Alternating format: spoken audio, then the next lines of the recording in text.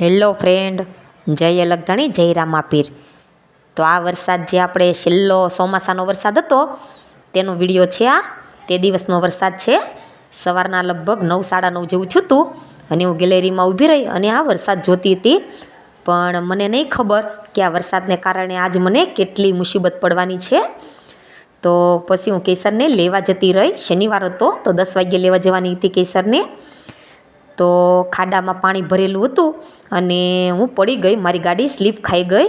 તો મને પગમાં બહુ બધું વાગી ગયું.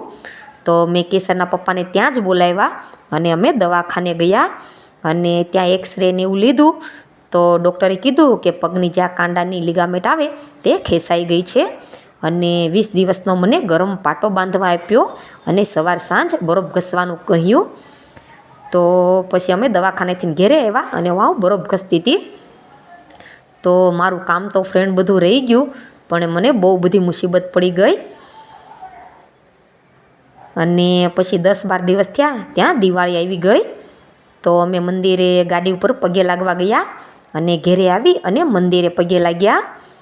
અને પછી કેસર મને પગે લાગી અને પછી એના પપ્પાને પગે લાગી.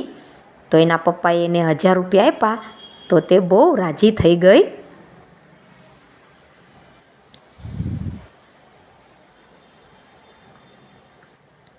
અને હવે હું કેસરના પપ્પાને પગે લાગતી હતી તો મારાથી તો પગ વળતો જ નહોતો. તો એ કહેતા હતા તું રહેવા દે. તો હું નીચે બેસીને એને પગે લાગી.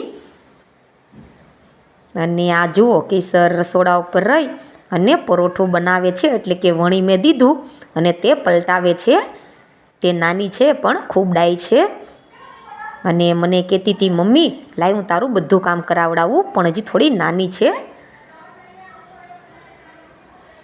તો જુઓ, તે રસોડા ઉપર જ ખાવા બેસી ગઈ અને કહેતી હતી મમ્મી તારે સાફ ન કરવું પડે તો હું અહીંયા જ ખાઈ લઉં. તો ફ્રેન્ડ, આપણે ક્યારેક ધારેલું હોય તે કામ કાંઈ આપણથી થતું નથી અને ન થવાનું થઈ જાય છે. તો મારે 20 દિવસનો ગરમ પાટો હતો અને હવે 20 દિવસનું પાછું પ્લાસ્ટર આવ્યું છે. તો મને તો આ મુસીબત બહુ ભારે પડી ગઈ છે અને હું હેરાન થઈ ગઈ છું. મારે કામ કરવામાં થોડી તકલીફ પડે છે. By friend.